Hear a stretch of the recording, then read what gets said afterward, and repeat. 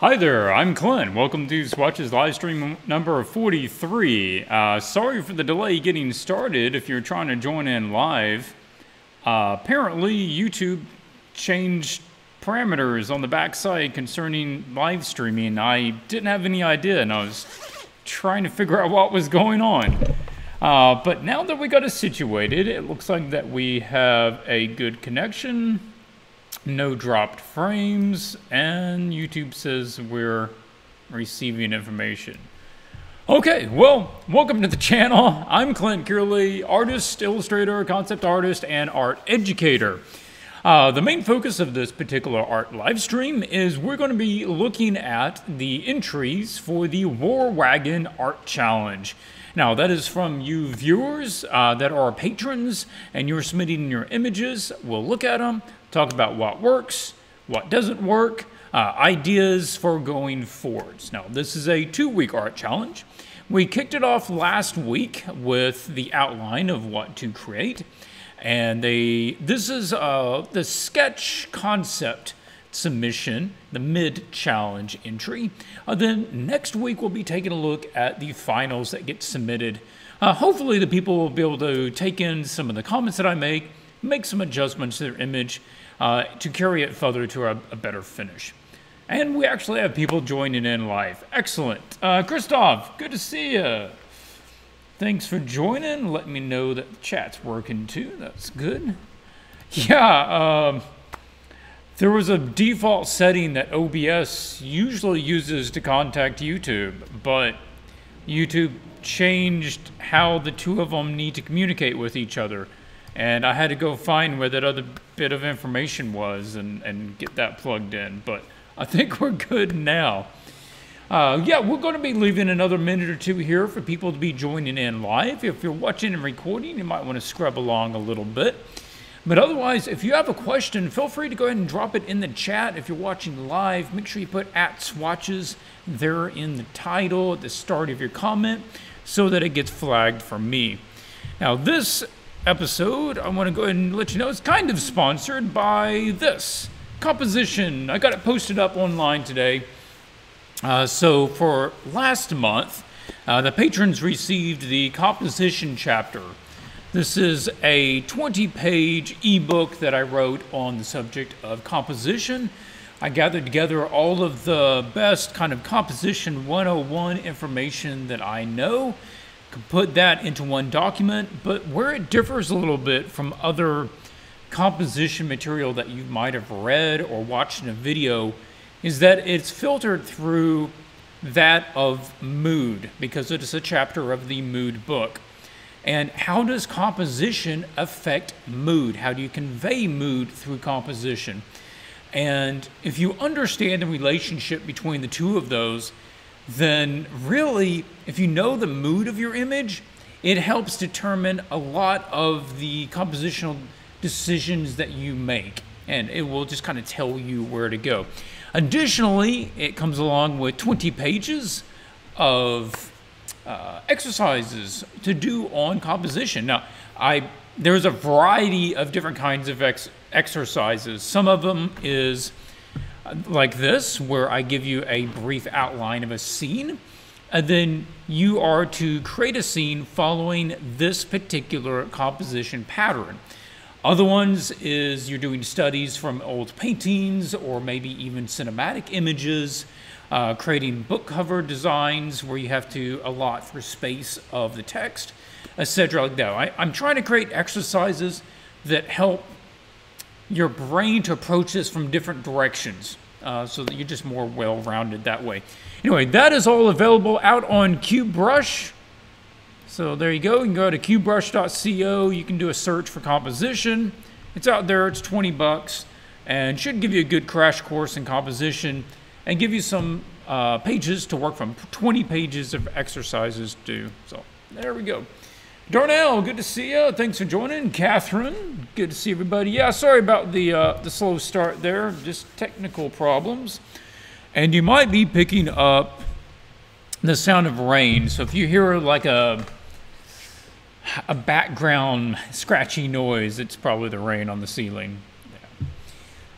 Okay, so if you are not familiar with what is being done and what they're doing images for, it is a fictional commission of for a fictional game called Spireville, but this particular scene is War Wagon. Show a large armored mechanized wagon barreling down a road. This is a goblin contraption and should be chock full of cannon barrels firing flamethrowers, javelin launchers, and that like. One goblin drives at the front of the wagon by means of levers and pedals and switches. Being mechanized, it should have a steampunk feel because it is more of a medieval setting. So it would have pipes, exhaust, riveted plates, that sort of thing.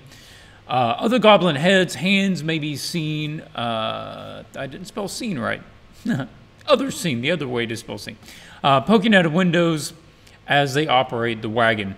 Goblin vehicles are ramshackle, so make sure it isn't too finely built. This should be a fun scene, not overly realistic, and based on a image over here. It was inspired by this image by magic artist Steve Prescott. He did of, I think it's called Goblin Contraption. But wonderful direction on that image and the colors and the feel, just sort of channeling that. So that is what we're going to be taking a look at. We also have a couple of images here. There was a mix-up on the submission folder last time because I was moving and I forgot to put it up. Anyway, we have two old submissions for previous challenges that we need to do quick reviews of as well. And I've pulled in some reference images, so I'll have some other things to point at and talk about as we're going along. But let's go ahead and kick it off with the catch-up ones, and then we'll jump over to the War Wagons. So this one was for the last challenge, which was Seed of Renewal. It is a magical seed that is giving life, plant life, to an area on the ground that had been previously dead or cursed in the game. So that is what she was creating here. Let's do a little zoom. All right.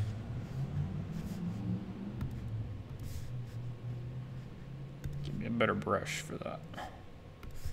Okay, Cearley, what are we seeing here? The initial reaction, and don't underestimate gut reaction, especially it's for a game image as this would be, because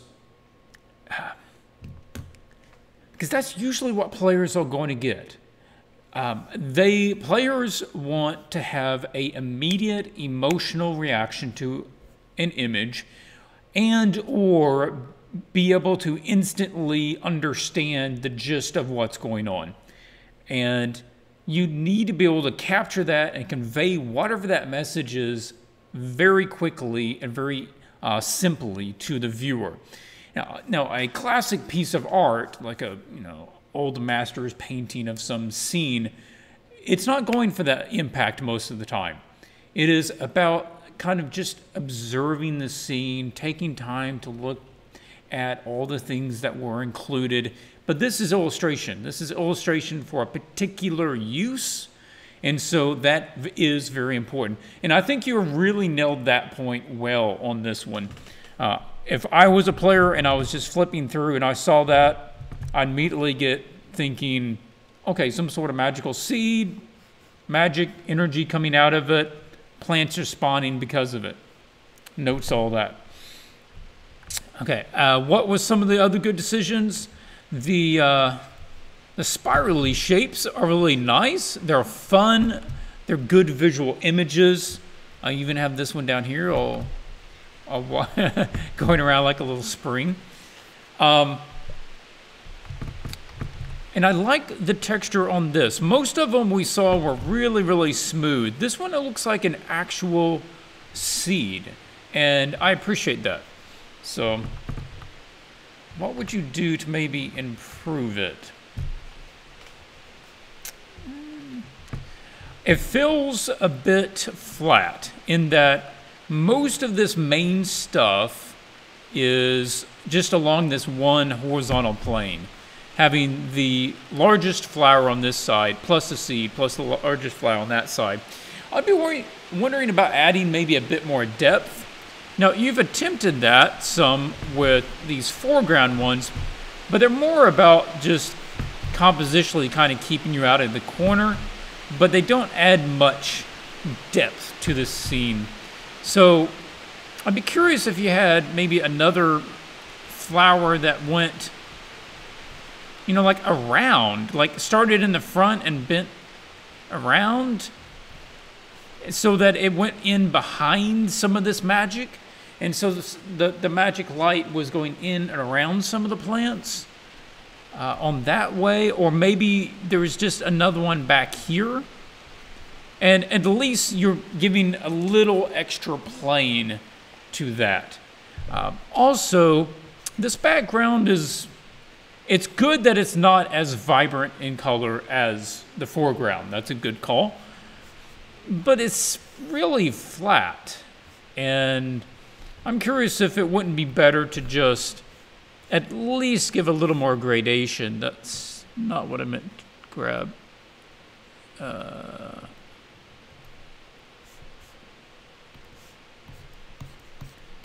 Yeah, if you just... I'm using the burn tool just to drop it back a bit, the values. And even that just helps to focus the tension down. You know, there's a little more contrast to it. You could probably lighten it there a bit. At the bottom, but if it gets darker up in those corners, then it feels like it draws you in a little more. Another thing is, and these are more minor things. Honestly, the bones of this image are quite good. So we're already talking about some more subtle changes taking place here. And that this magic is all the same tone.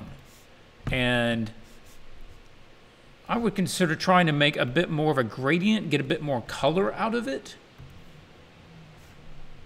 Let me grab a green.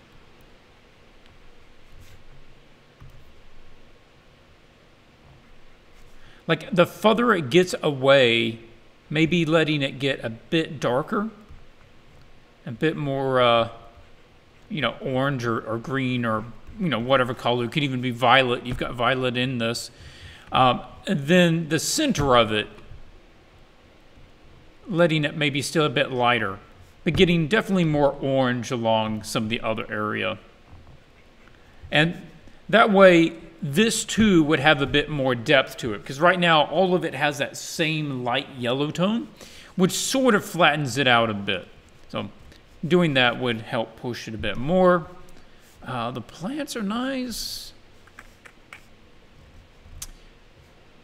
These, okay, the purple, I remember talking about these petals and the purple ones that are lighting it, and I stand by the idea of them, but you might want to make them a bit bigger. When they get small, they don't really read as petals. Even when they're fairly large, they don't read quite so well as petals. So you might make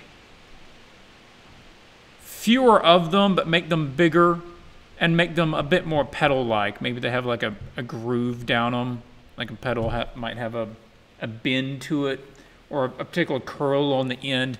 Where maybe this thing was actually surrounded in petals, and then, you know, the magic released, and then all of a sudden the petals get, you know, sort of hovering off, pushed off of it. And then we have that. And then it can be scattering over to some of these little ones as well. But hopefully that gives you some direction early. Sorry we missed covering it on the other week, but I'm glad we're able to get to it now. The other one is from the challenge previous to that, which was Vathut. This would be a challenge to create a cross between a buzzard, a vulture, and a dragon, or drake. And the rain is really coming down now. Wow, okay.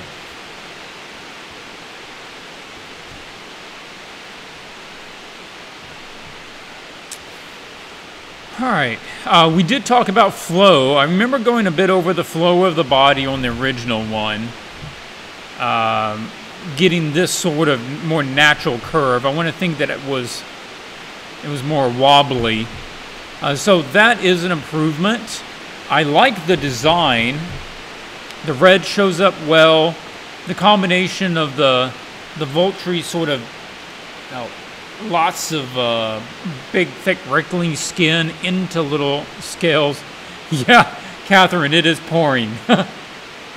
And I'm glad that it's not below freezing. Otherwise, this would just be icing over right now. The feathers are good. Yeah, I didn't have to do anything. This, I think, is what... It doesn't sit as right with me. And maybe it's because the legs are so close together. I'm thinking on a lot of animals, there's a little more space. And then the feet are really quite beefy for kind of a bird creature. And maybe, man, I have a weak point. One of those weak points is animals and drawing animals because I so infrequently draw animals. But if it was sort of human-like, what you're going to get is that pattern where the legs are trying to walk in a line, so this leg is pulling over to be in front, and that leg is dropping back. And you see the same thing when people walk, that if you're in front of them, that front leg almost totally hides that back leg. And it feels like you have this same sort of thing going on, that this, instead of this going out to the side where he's throwing his leg around to take a step, it would be more like his leg is just coming straight forwards and actually in a little bit, but he just draws his, they draw their feet up like that. So this would come down, and then the leg, I mean the talons and stuff would curl up underneath as it's moving its leg. I'll just have to say, go take a look at that, try to find some references, look at some birds, even look at maybe how a lizard walks or a dog or something. So, yeah, this was Vathut, the Carrion Drake challenge. It was 2 challenges ago. If you want to see more concepts, you know, just go out and watch the previous live stream. So, yeah. What else? What else?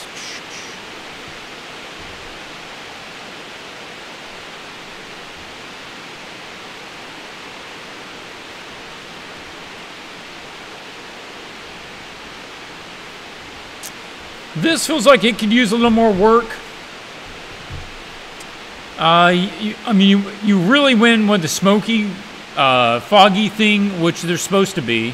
And I think it serves well for here, but we do need to set a little better stage here. There's just not anything of interest. And maybe also building a little depth. Like this was a kind of a burial ground with tombs and stuff. So maybe some broken, like a broken tomb, just some stone that's kind of submerged into the ground. And so, you know, it's got moss on it and stuff. And bit more of the other shapes. I let the shapes sort of drift off into the background. Maybe there was part of an old walkway, you know, here. And you see some stones on the ground. A lot of them been covered over. But it would just give a little more interest to the overall scene.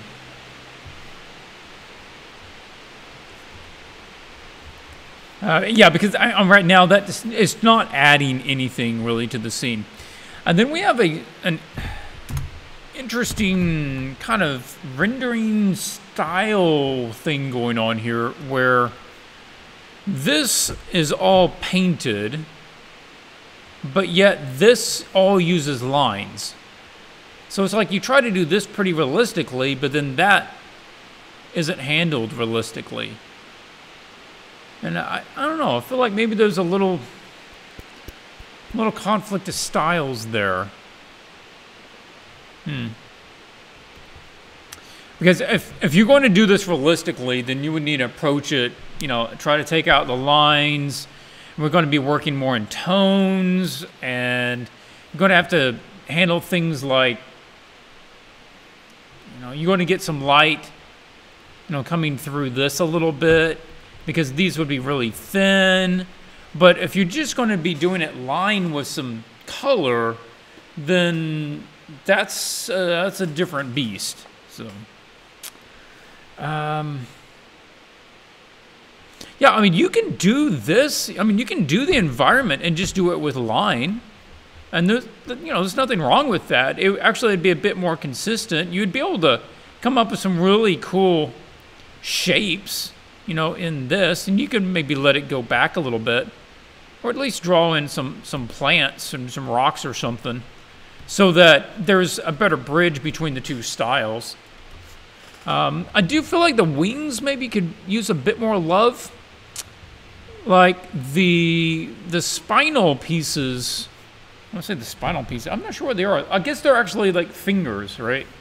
The finger part joints that the wing is stretched from, they probably need to be a bit thicker. Right now there's just a division there. But it has dimensionality to it. You can kind of think of there being a rod. There's a bone going down in there, so it's like a little tube that needs to go down there. It might have a little, you know, bit on the end of it to change up that shape a bit. Yeah. Okay, couple of thoughts. Hopefully you find that helpful. And we'll move on and take a look at some of the other images from this challenge. But yeah, I do that. I think that works really well. I think the design of this guy works quite well. But the wings, maybe give the wings just another pass. Don't say it. Okay. Okay, we're going just alphabetically, I guess. So we're going over her next piece. This is the War Wagon. This is what she came up with for this particular challenge. This is good. Again, talking about first read. What's my gut reaction to this? I think it hits the right note. I think you've channeled that idea really well, and you know, you're obviously having a lot of fun with this, or it seems to me that you're having a lot of fun with this, and that's great. As a viewer, I get more out of it if you put more into it. Okay, so the close view, you're kind of down a bit lower. The crazy antics of these guys are a good call. The crazy expression, I love it. Really emotive, big expressions, big movements with the hands. Excellent call there. Okay, now we're just kind of looking at, I think the scene is cropped well. I mean, you might move it back just a little bit, like that, because he is headed this direction. Generally, you want to leave just a bit more room on the front than you do on the back. But you got that guy. I don't know that you need that guy. I'd be open to dropping that guy so that you could shift the thing back just a little bit so you have more room on the front. I think these three guys do an excellent job of conveying what needs to be conveyed. And that 3 is also a better number to have for the number of people. 4 is even. Generally, you want to go in 3s or 5s for this sort of thing.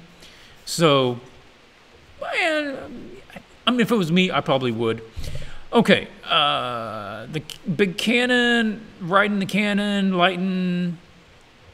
I don't know if he's lighting a fuse right there. If he's not, I think he probably is, in which case that would be good. It gives him something to do. So the motorcycle thing, remember this is a bit more of a medieval, so let's not go too modern with it. Can you make this a little less sophisticated? Maybe he has like an old-timey lantern. You know, instead of an actual headlight, like put a lantern on the front of it with like a candle, right? Because it would be ridiculous, but it would fit a little bit. And for the gauges, maybe having the gauges coming up here, and there's multiple gauges of old school ones, pressure gauges, kind of sticking up that he's watching. The wagon itself, you know, just planks of wood down here. They don't all have to be even. I mean, there can be gaps in some of these pieces of wood, and they come back and they stick another one on at an odd angle, you know, doing that sort of thing. Let me zoom up here. The wagon wheel, that reminds me, I was looking up some of these other concepts. I was looking at like a wooden ship. A wooden ship like this is really good. A place to look at how wooden planks go together and different ways to fasten it and ways to do guardrails, or even if you wanted to put ropes and stuff on it, that would fit too. That sort of thing here. Just seeing how this looks, how the big pieces of wood, how they tack all of it together. You know, that's cool. Who is this guy? Oh yeah, some model. I don't know, Warhammer maybe? I don't know. But the massive wheels here are really amusing to me. And, you know, the way it looks up here, that's not a bad idea. Inspiration too. So, you know, on this one, you could even think about having these big wheels with, oh, we're going to just put spikes for treads, right? And then we're going to have, you know, spikes coming off the side of it. So it's almost like this thing is in a Mad Max version of a world, right? And they just put spikes all over their cars and everything's kind of helter-skelter. So those are cool. Good stuff there. You got a little roadway going on. I think that's good. What else? This, I like this. Make sure that can of fire is coming right out good. The smoke, I like that. Plenty of like smoke coming off the fire, because I assume this is just a fire flamethrower. Good. This seems I'm not sure what this is. Is this a cannon? Because I'm thinking you might want to beef that up a little bit. Just a little more ridiculous size-wise. Yeah. But good stuff. And hopefully, oh yeah, I was going to just say, you know, like some rocks and dirt being thrown up around here. Yeah. The background can be pretty nondescript. Just some rocks and grass, maybe some trees in the background. Nothing too competing with what's going on. We don't need to see necessarily who they're trying to engage with. And look at some old-timey aviator goggles. Usually they're connected across the top there. And they have like a leather piece. And then they could even have like fur or something for padding. And then the goggles are a bit more three-dimensional. They're almost like little tubes on the front. Yeah. I'm just throwing out ideas. And that's where it works here. If you send it to me, if I had to take this piece from here, or what minimum changes could I suggest that I think might help direct it in the right way? What are some fun ideas? And then you take it. You don't have to do exactly what I say.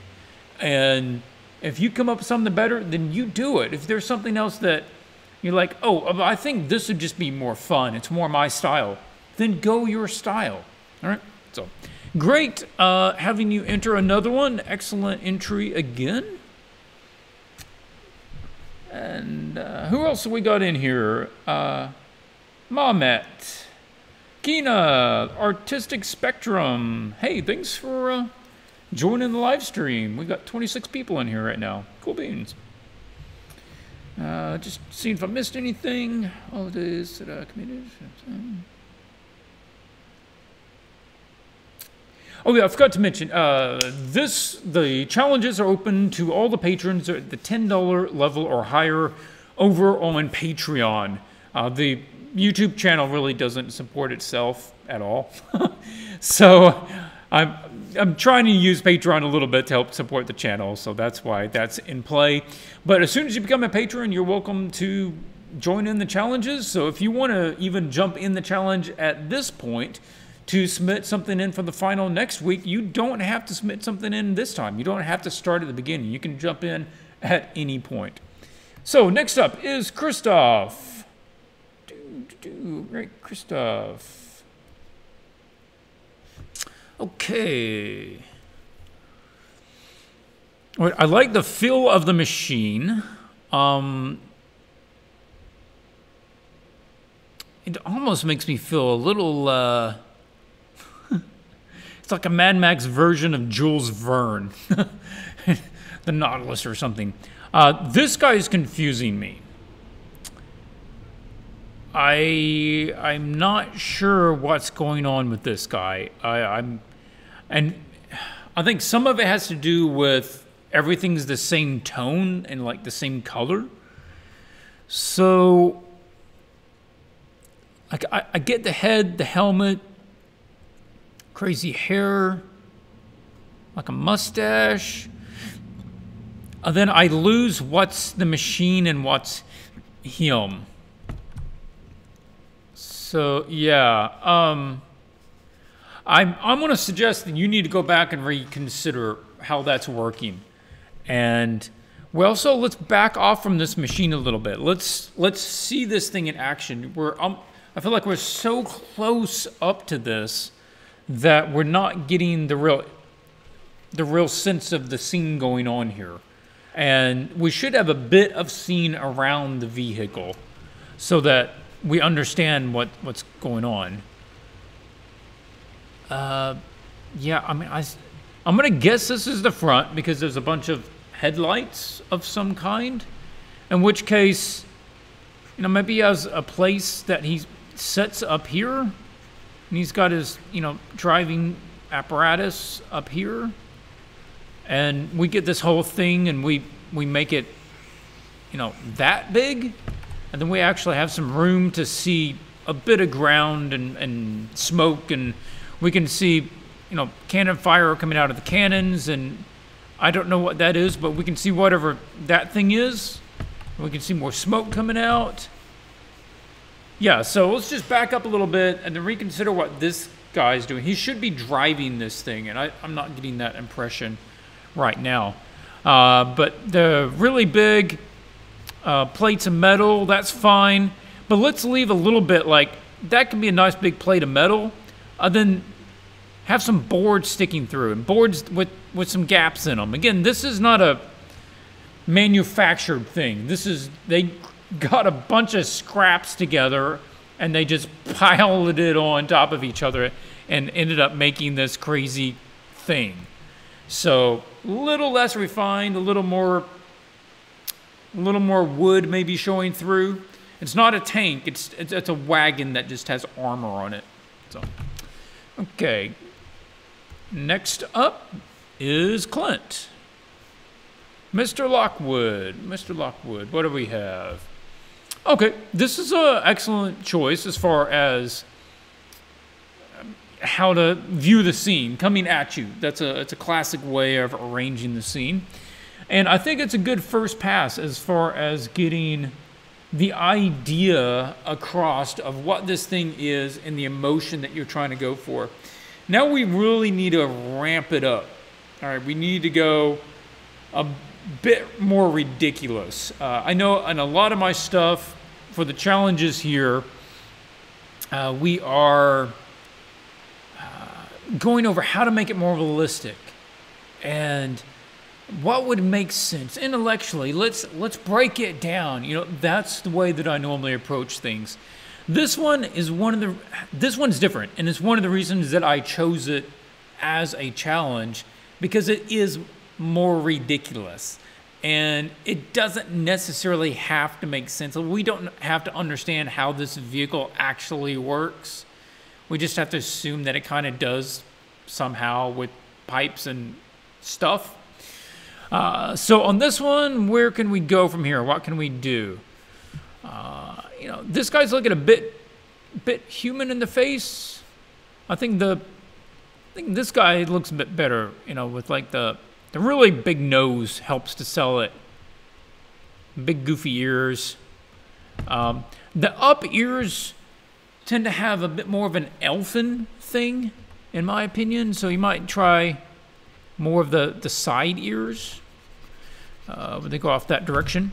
And then let's make them, you know, let's put some stuff on them. Give him a little personality. You know, he's got some armor stuff going on, or he's got some stuff wrapped around his arms for protection, or he's got a big helmet on, kind of cockeyed, or he's bouncing around and his helmet's, you know, up here. Wow, yeah. And if he has controls, then he has big controls, right? He's got this hand mechanism that he has to pinch those two together, then it comes down here, then he's got another one over here, and he's got a pressure gauge off of this one, and you're just kind of going ridiculous with it, right? But we also need to see more bigger weapons. Now, this guy's got some dynamite. Okay, then let's see dynamite. He's got a whole stockpile of those babies. He's got a dynamite hat. You know, he's got dynamite on a headband. This is the dynamite goblin. This guy, I think there really needs to be a cannon on here. There needs to be some firepower. Like maybe that guy's got a cannon here. Like this is kind of notched out, and that's where the cannon sits. Maybe it's on a big gear, right? So that way he can tilt it around. And if it has a gear, then maybe he has a lever that he can help change the cannon angle. So he's got that. Maybe it has a little sight on the front of it, because that's stupid, but it would be kind of funny. And then let's see it in action. Boom, we've got some stuff going off the end. So that's fun. We got spikes on these wheels. Cool, cool. And then these can have, you know, like metal plates on them. And then the spikes are coming off the metal plates. Right, like that, doing that sort of thing. Okay. And we probably need to get a bit more behind them. Like there's some sort of thing going on back here. Like an engine, right? Some sort of thing with pipes coming out of it and there's smoke coming off of it. And what else could we do? Yeah, this is good. I think this is a really good call. In the background, show explosions. Like things that they already set off, and having the chaos behind them is good, and you have like smoke trails and stuff.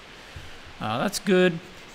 This could work if you, I'm thinking like if you treated it like a furnace, and so, you know, if it was a goblin face, right? Like this is, it's designed like a goblin face, so that it's got like ears, right?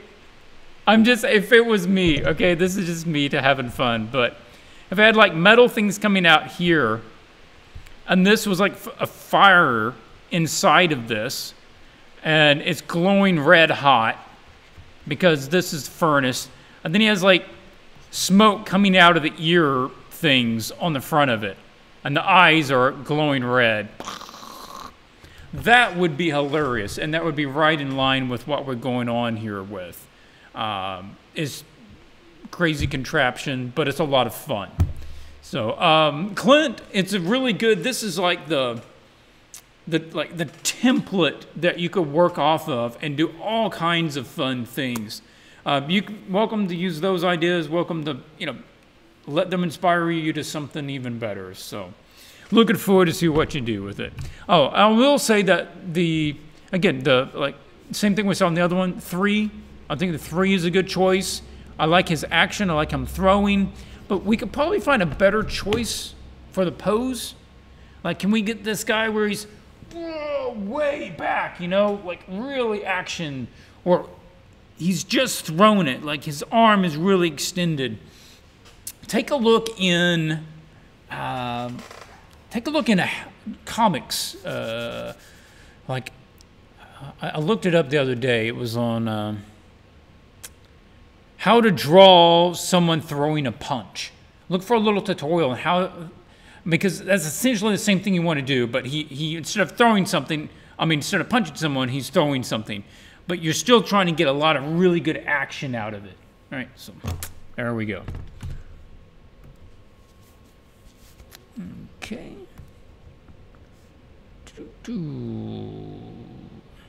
Oh yeah, let me just look through some of these other ones for ideas, and these are some stuff I have in the back of my mind.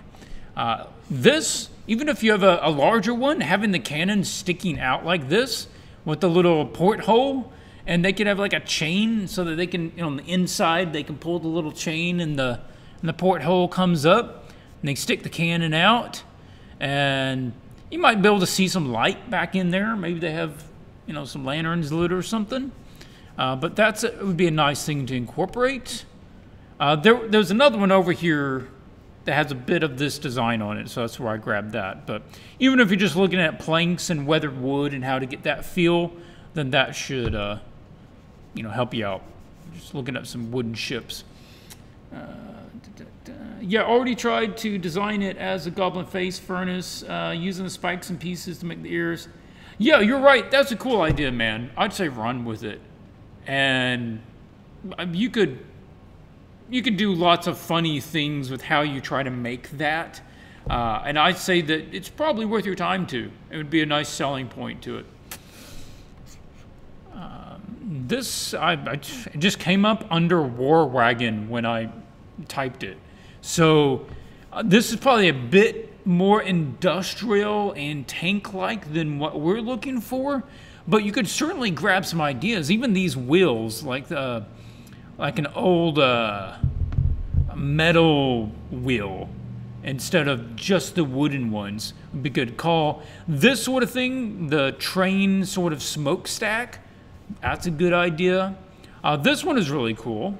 Hunt. I don't know what that is. I suppose that's a game. But this is a good combination of, like, there's a metal over wood. It's obviously a wagon, but this is a war wagon, literally. And having mud caked up on the wheels, that's also an idea.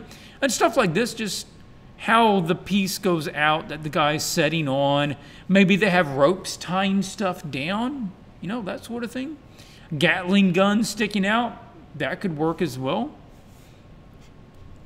And then, yeah, we already looked at that one. Another one.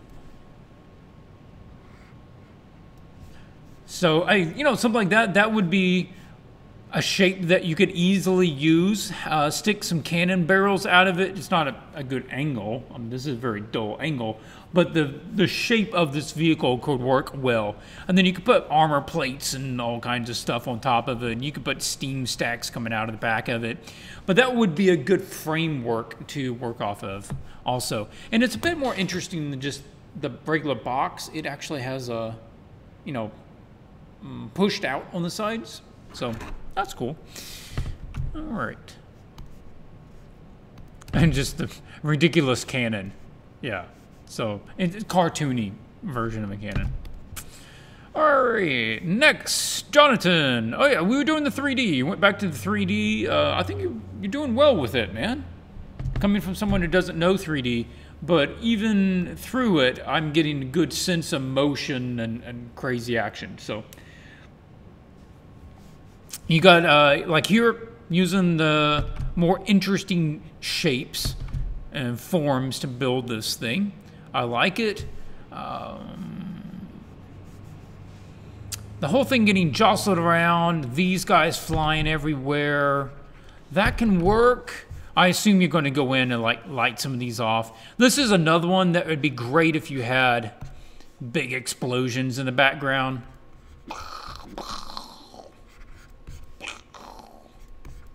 Sound effects. Swatches now comes with sound effects.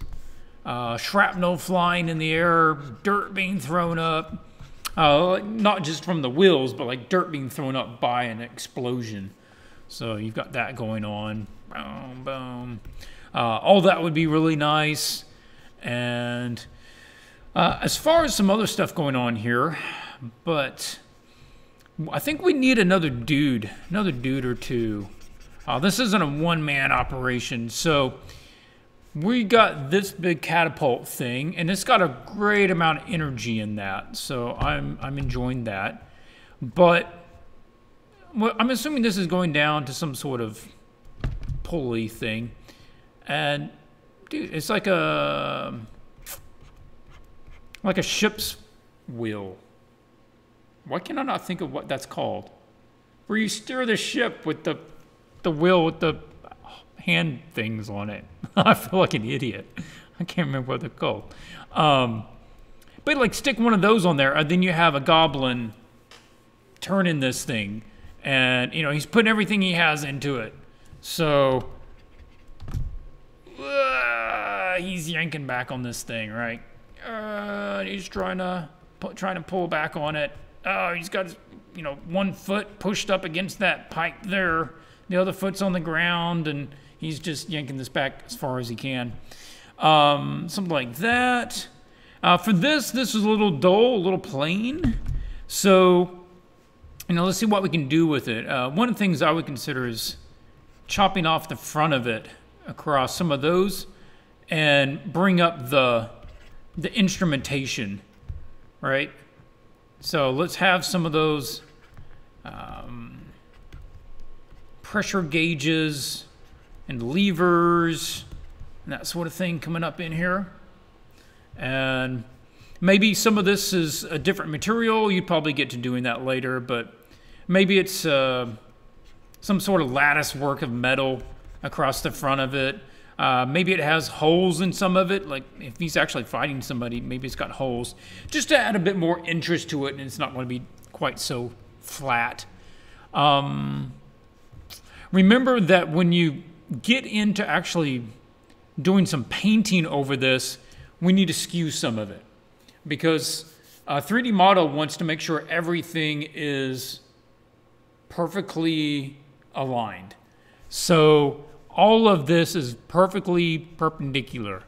And what we'll want to do is like, oh, that side's a little bit wonky compared to this other side. And this comes off at an odd angle and turns around and then has to come back a little bit. And then this whole thing sits a little crooked. That's what I'm talking about. Let's just throw some crookedness into it. Okay. And, you know, make sure he's having a blast up here. You know, big laughing smile. He's having the time of his life with this thing. Maybe there's another fella sitting, you know, maybe there's another fella like off on this other side with even a crossbow or something simple, or maybe he's got a flamethrower, or he's got like some sort of hose hooked up to this thing, and he's got this liquid that comes out of it, I guess. So it would kind of curve like that as he's going. Flames coming off all of that, you know, coming off that way. If you're going to have the bombs coming around like that, which is fine, probably don't want them all upright. That seems a little odd. Like maybe this one is way sideways. And then maybe get this one and he's way foreground, right? So we have a nice detail shot of this guy in the foreground. Fuse coming off of that. Something along that lines. And I'm just thinking these are all about the same size right now. They're all within double size of each other. And getting one, even if you split the difference, I still think it would be better. You know, even if you did something like that, if you didn't want to cover up much of your wagon, and I don't understand that. You put a lot of time into the wagon. But that would be good, and it'd also break the edge, so everything's not just perfectly positioned inside of the frame. Okay, Ricardo says, Swatches, I am out of topic, but any tip on drawing with marble in shadow with no light from the sky and still make it look like... Oh, I think you meant white. White marble. White marble. I have to do it on a work and it's coming out horribly.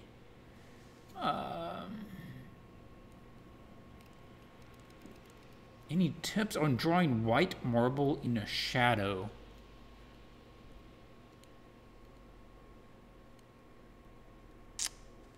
Well, anything on a shadow is going to flatten in tone generally. Without any direct light on it, it's not going to give you any highlights. It's not going to give you any specular lights unless it is, say that we have a little scene here and there's a wall and we got a little corridor. Say this is a marble wall here, and there's light coming down here, and there's light across this floor, but this is in shadow. It's going to pick up some sheen of light coming across it, and that's if it's really polished, right? We're talking about polished white marble, I assume.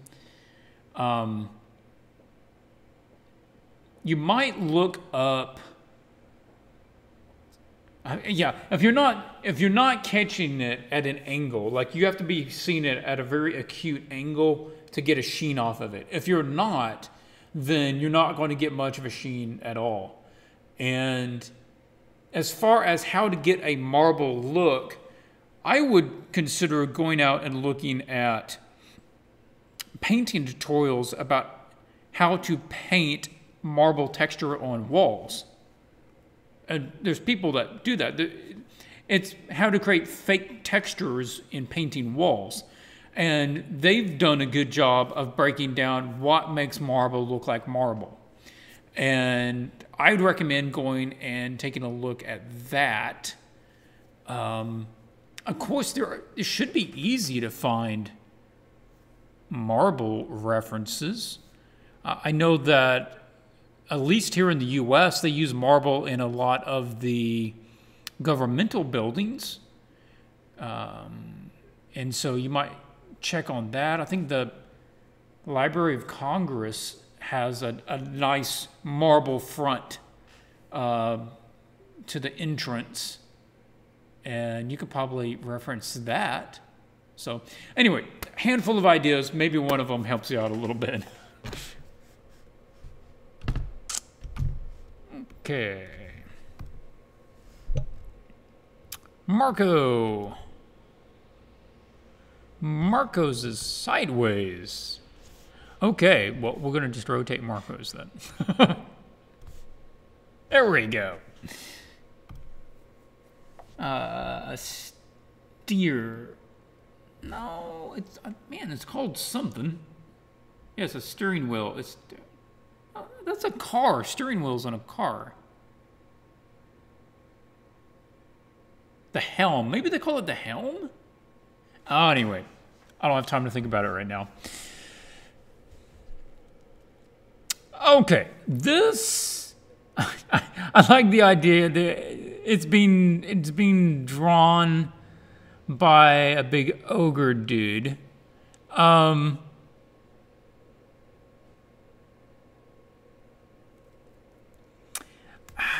Okay, this is one of those, I've got to play both sides of this, okay? I've got to play both sides. On one hand, I have to say, it's a fun idea, and if you want to run with it, run with it.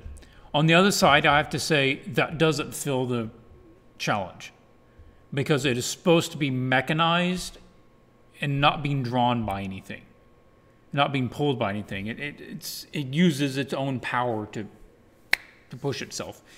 So on that side, I have to say, okay, it doesn't meet what was put forward, and that's sort of the point of the challenge, is learning how to work inside of a constraint.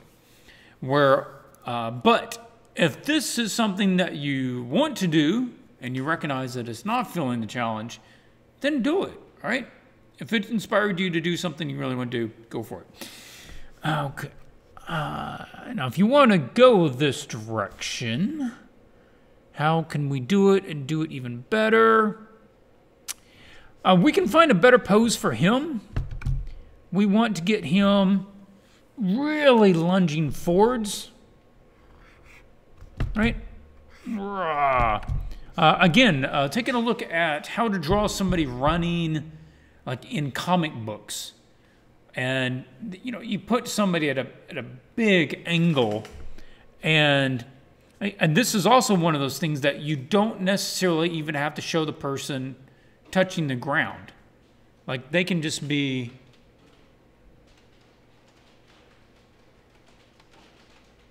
Oh, I'm sorry. I guess it's starting to rain again. Like, he can be in mid-stride, right, with both legs kind of going, and I'm thinking it's almost Naruto running, if you ever watch the show, where the arms are like out behind them. Like his arm could go here and then back here, and then that other arm would go behind him, then the chest is coming down, and then his hips are way back here, and then that front leg's here, the back leg's there. I don't know if that makes sense to you, but you know, that back leg's going back here, barely touching the ground with just his toes. This one's coming forwards, it's in the air, his foot's caught up underneath him. This basically is about the same place. Both of his hands come back behind him as he's pulling it. You're trying to get a lot more speed out of this thing.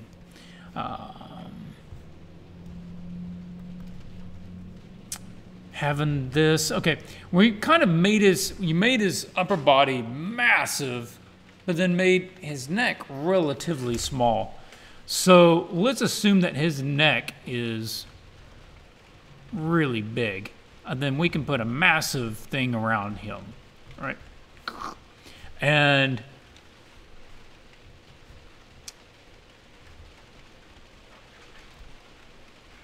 yeah. Make sure that we don't have those bowing up. Those probably at least need to be straight, if not going down a little bit.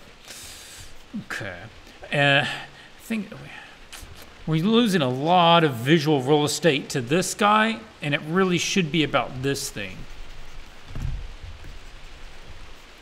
So, even if you could probably make that guy a little bit smaller so that he's not actually bigger than the wagon, it would still work. On the wagon, this guy, okay, he's driving it. That makes sense. We want to watch the angle on this. If we're looking at the three-dimensional form here, and, you know, we're having fun with the shapes and everything, but we do have to remember perspective a little bit. And this is going almost completely sideways. Well, this we're seeing at a 3/4 angle or 2/3 angle. So that needs to be going back, you know, that way. If this was a block up on top of there, it'd be more like that. The thing going like this. And, you know, taking a cue off of what was it Jonathan did with his 3D, that show a little bend in that thing. Just show that it's got a lot of tension on it. And whatever the mechanism is, you know, pulling it back. And then let's see what's holding. What kind of contraption is this? Is it like a massive ball of spikes, and it has red something glowing inside of it, and it has smoke, you know, coming off of it? Just something that looks utterly deadly? Okay, let's redesign that cannon a little bit. This looks a bit more like just a big bottle, because the way that it gets real thin right there. We want to keep it pretty much fat the whole way. And then you could have a little resting thing there. So I like the, you know, having some weapons mounted around on it. The wheels are good. I like the wheels. With the wheels, though, you could consider maybe changing the direction.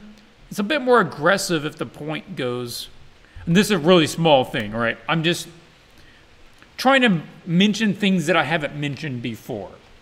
Not that I'm trying to be nitpicky. Okay.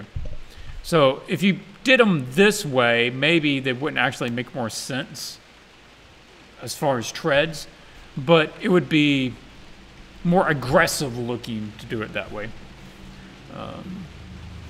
Yeah, and you got to consider what's going to be going on out here too.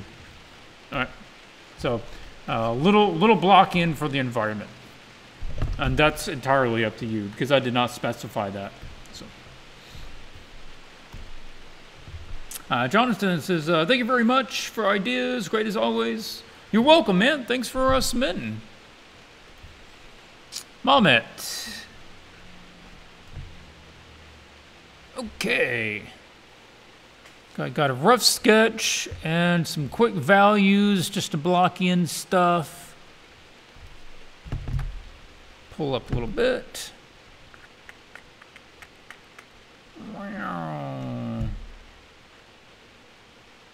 Okay. All right, so this thing is pulling that thing.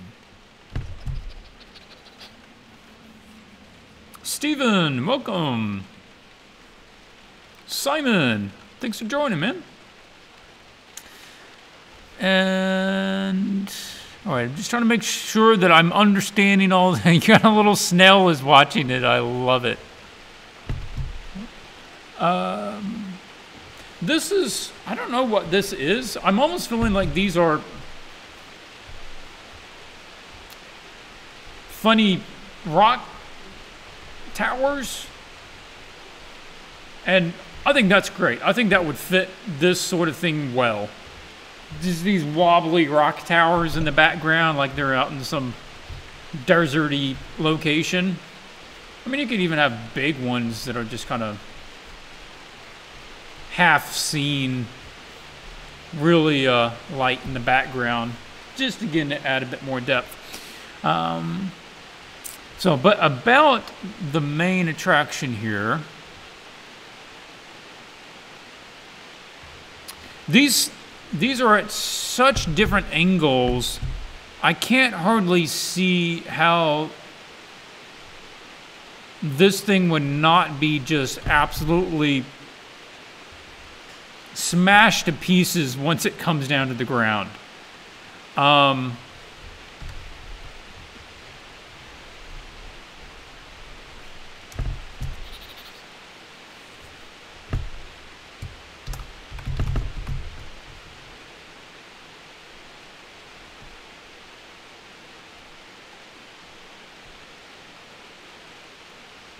I think even if you just, gave it a little bit of a tilt, a little bit more of a tilt back, that it wouldn't feel like it's going to just crash so hard.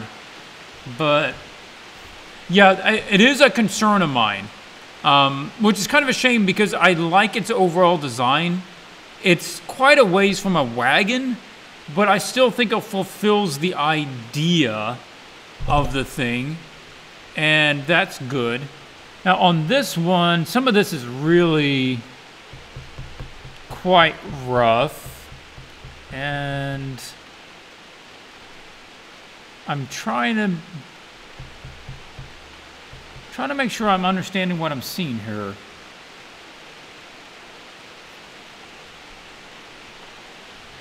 Is that his arm? Yeah, I mean, that's one of those things that it almost needs to be cleaned up much before I can say much more. Good expression out of the guy's face.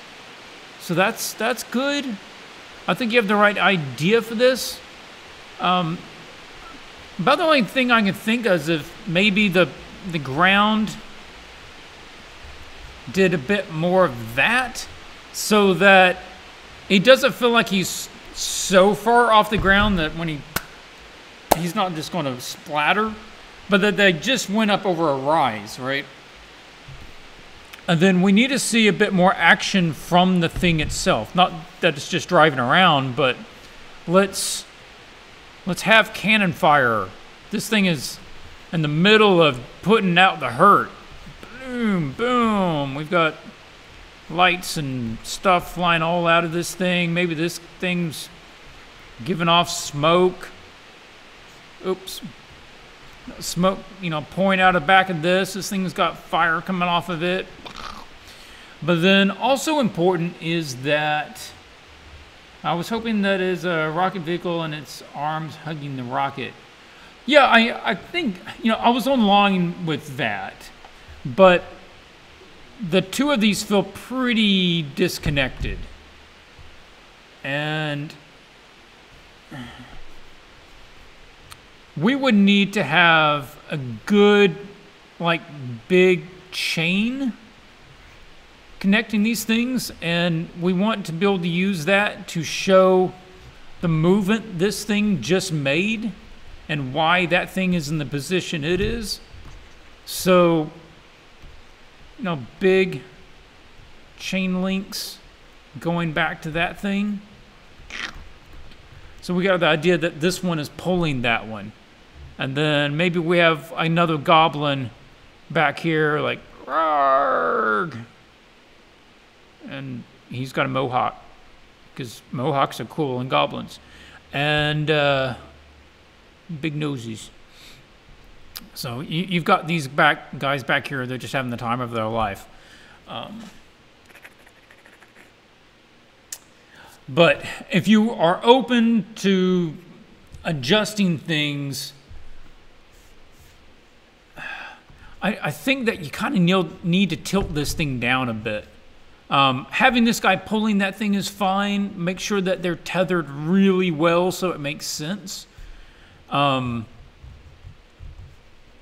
But even just doing this doesn't change the angle of the thing. We're still seeing it from the bottom. So it would need to be perspectively turned. But anyway, good ideas. I like the overall idea of cresting it up in the air, having the rocket coming off and pulling it along. I think that works. The overall ramshackle construction of the thing works. So, take the best ideas and run with those. Kina, you do have a point. I considered saying it, but you mentioned it too, which is the goblin seems like he might be a bit large for that vehicle. Like if you actually have a rocket in there, his head is, assumably his body's bigger than his head, and his head took up quite a bit of room. So maybe sizing his head down a bit. Mikawai, what you got for me this time? Okay, cool beans. Yep, I remember now.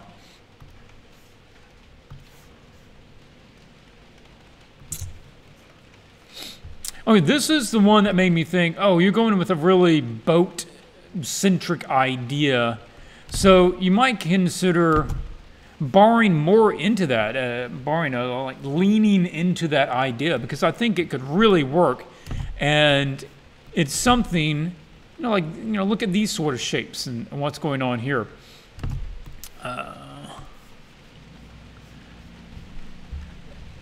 I think it's something that is very goblin-esque in this way, is that they would cut off the front half of a ship, throw some wheels on it, and just turn it into a war wagon.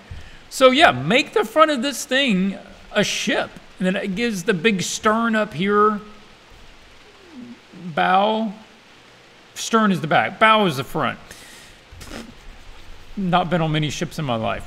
So you got the bow up here. And it's got a lot more of that angle out, as we can see on these, right? Yeah, that sort of thing. And, you don't have to be real accurate with it. But really selling that idea, though, so that it's obvious that's what's going on here. I think that's a great idea. And then down here, you just see some of the ribbing is not covered. And then they have, instead of having planks across the front of it, they've got the cannon sticking out. And that's cool. They got the little doll up there with the dagger in it. I'm a fan of it. Good expression from that guy. He's like a dog with his head out the window. The weaponry, though, they're too small. Let's ramp it up. This thing's more dangerous. right, we got some little ones here in the front, but where's the big cannon? Where's the big cannon? That's what I want to see. We want to see some bigger cannons. Rah. Big cannons. Whatever this thing is. Bigger. Bigger.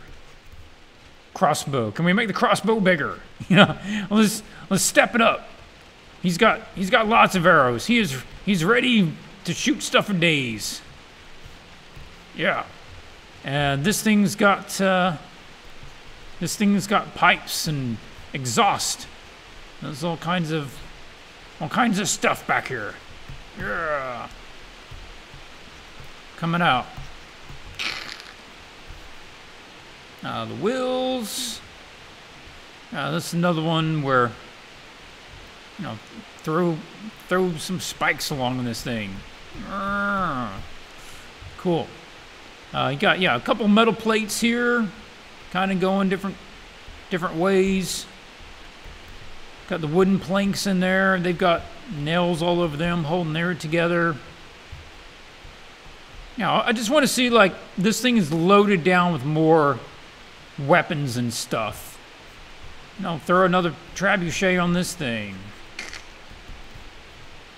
Whatever you want to come up with along that lines. So yeah, let's weapon it out. Let's get some more big explosions going on here.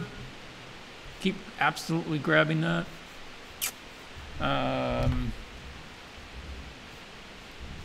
A little around here on the background would be good. Even if it's just, grass or whatever. Some rocks. A little bit of background. Yeah, lean into the ship idea. Make a why. That's a good call. Sell me on the ship. And do a little research just how to get the bow of that to be a little more reminiscent. Step up the size of the weapon. Step up the number of the weapons. I think this guy's kind of hilarious. That everybody is just spastic, except for him, and like this is just his day job. He just drives this thing around. He's like sitting back there just, chewing some bubble gum or something. He's got his little horn. Yeah, I think that's pretty good. And he's like, I love mom tattoo or something. Yeah. So, good stuff, man. Good stuff.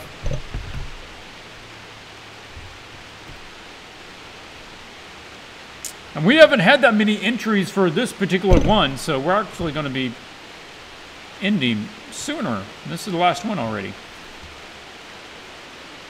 And if you still do want to have some questions answered, then I will leave some time here at the end if there is questions. But make sure you got them in the chat, and I'll try to answer them after I get through this image. All right, this one is Nick. Nick, man. Nick, I grabbed this part of your image to use in the thumbnail. So if that's not good with you, then let me know, and I will change it out. But otherwise, I made nice for a little thumbnail spot there. All right. Really good feel. Quick reaction to this one. It's obviously, this is a war machine on the rampage. So let's talk about what's working, what's maybe not working as well. One of the things is it feels a bit too modern. So we want to step back the technology. Let's step it back to a little more goblin medieval fantasy. So instead of really nice curvy pipes, that's like a pipe and an ugly joint and another pipe and another pipe, and then they've got like stuff wrapped around it in order to try to make the joints fit together. A little more ramshackle. And like these things, instead of just being perfect big metal teeth, that, they could be made of wood, and then they've got metal plates put over top of them, right? And this thing, again, like, it could be a couple of big metal plates, but then you still get to see the wood. underneath it as the framework. I think that alone, a couple of those little changes would make a big difference overall of the technological read from it. Make sure we are getting the goblin feel from it. Maybe it's just because this is quite rough, and you'll clarify that later, but goblins, usually known by their noses as one of their major things. Otherwise, these might be able to pass as some sort of elves, because we're mainly getting the ears. The barbed wire is a good call. I like that. What else are we looking at? Can we throw back the technology of these a little bit? Like a little more like wagon wheel with some planks going around it. And you can have the cover on it, but can we see that it's a little more old school along part of the treads, right? And maybe it's like chains with planks on them for the individual pieces. Okay, it's very defensive. Can we get a bit more offensive around some of the rest of it? And can we see some of the action going on from these things? We want to see explosions. We want to see more bombs in the air. Bombs, bombs, bombs. We want to see maybe turning this into like a Gatling style. A Gatling, and then he's got some sort of crank. You know, like he's got like a crank candle back here that he cranks around on it to rotate it around. He's got a little goblin hand on it. He's ready to go and crank it around. And on a Gatling, just the top barrel fires, so it rotates around and fires the top one. So you've got like a 8-barrel thing coming out here. Boom. Got that shooting off. Got the big exhaust. Well, if you got this much exhaust on this side, I assume he also has exhaust on the other side. So we should be having some plumes, you know, on what would be the back side of the vehicle back there. So, yeah. Yep, explosions in the background, going off different directions. Good stuff back there.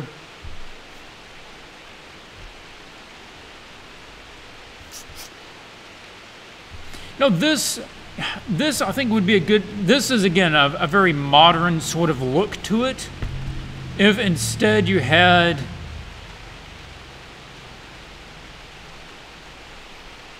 kind of what we saw with the cannon on the ship, where it has a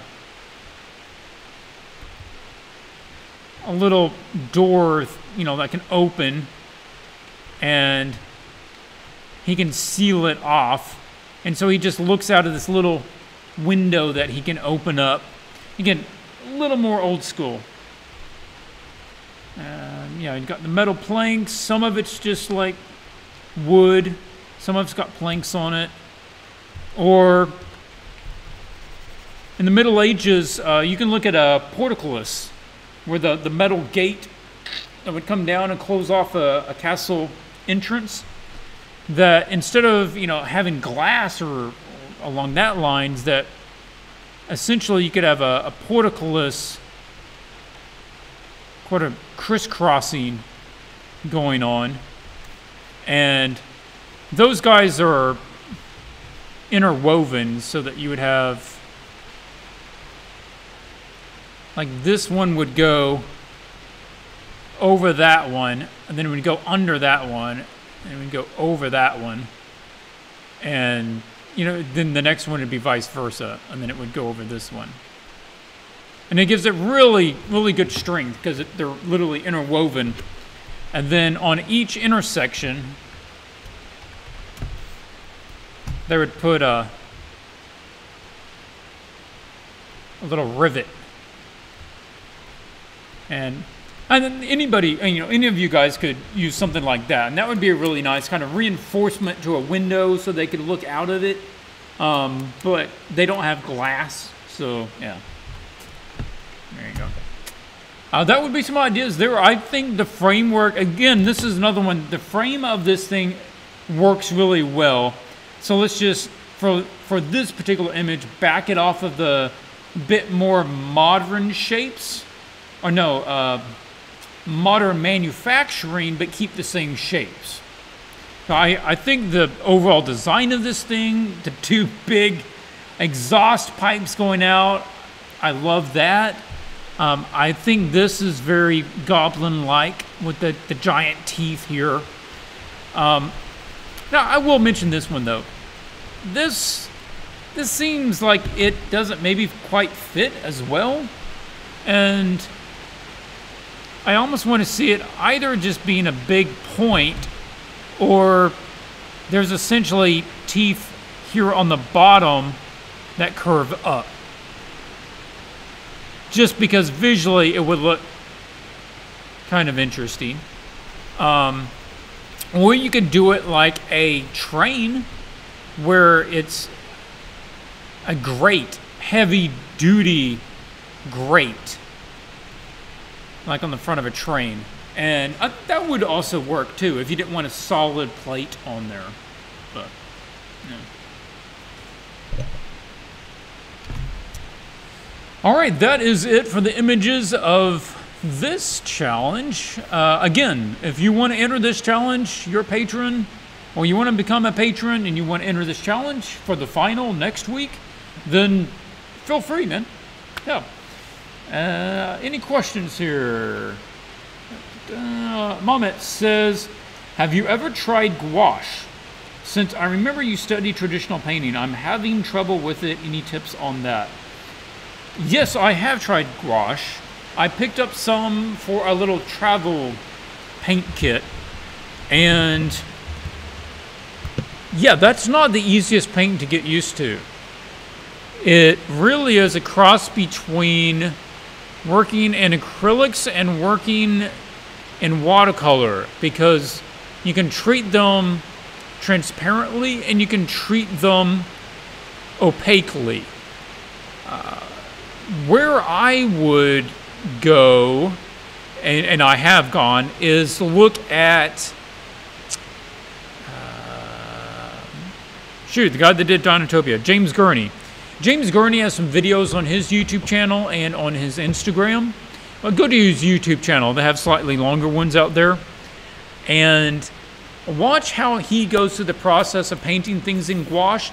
Also, check out his Gumroad. He has some longer Gumroad ones that have the whole process. And I would suggest go watching that, because how you go about laying it in is really important. From what I know about it, it's best to block it in as if you're working in watercolor. So you're putting in big tones to just get basically the light and the shadow tones down. Then you start working more opaquely as you go. One of the things that Gurney does is uses a couple of other media in order to do the really fine detailing. He usually has a white gel pen or a white chalk pen in order to do really clean, sharp white highlights and lines. He also uses different colored pencils, and you can even consider using water-soluble colored pencils or watercolor pencils to mix in with the gouache, because they're both water-based. So you could even draw in some details and soften them out with the water if you wanted to. But yeah, that would be my input on that. And yeah, work basically transparent to opaque as you go. Put in your light and shadow tones, and then go watch Gurney's videos and see he does lots of gouache paintings, so he knows how to go about doing this. Yeah. Okay, man. I don't know. Margo, you didn't realize it was supposed to be self-powered. Yeah, if you're open to taking the ogre out and just throwing some machinery onto the thing, I think that would really be better. And let's just size that thing up and we can get a lot bigger on the scene. And yeah, I think you'll be fine, man. And of course, thank you everybody for joining live. Feel free to go out and join the Swatches Facebook group. And I pretty much okay everybody that wants to come in. We've got over 1,400 of you out there on the group. And yeah, I think that's it. I should be able to stream next week, and it might not be raining next week, and you can get some good audio. Quick heads up.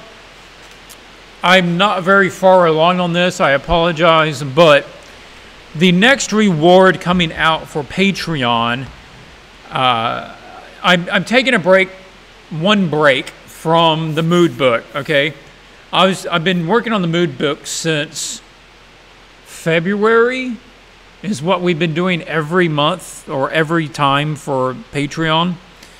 And I'm just like, okay, just give me one time off from the mood book. And we're doing materials. I'm putting together an ebook on painting materials. We'll talk about the parts of materials, the quality of materials, and it'll be like how to paint glass, how to paint metal, how to paint leather, how to paint skin, how to paint all these different materials and substances. So if you're interested in that, you'll want to come out, take a look at the Patreon, and make sure you join it out there in order to get everything for the better price and also sooner than everybody else. Okay, I'll catch you next time, and until then, keep drawing.